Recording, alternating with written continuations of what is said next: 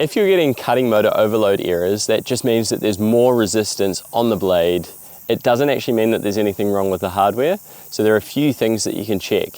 First of all, it could be the most obvious and simple of all, and those blades on the disc may just need replacing as they're getting a bit dull.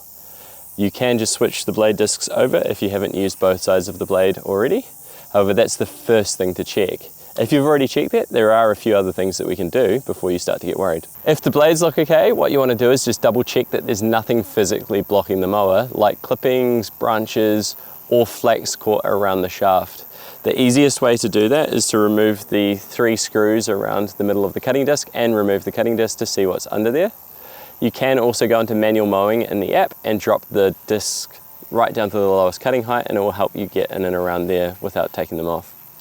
If everything is starting to look clear and it's still giving you cutting overload errors, what you probably want to do now is remove this bolt on the center of the plate that holds the cutting disc and just check that there's nothing wrapped in around there. It's pretty common for it to be cabbage leaves or flax that's just got in there and got caught.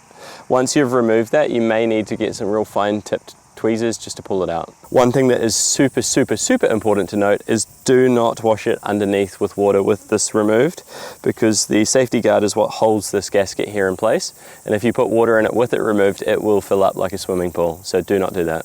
So if you are getting some form of motor overload error on the cutting discs, it most likely isn't anything to get concerned about, even though it does look quite scary.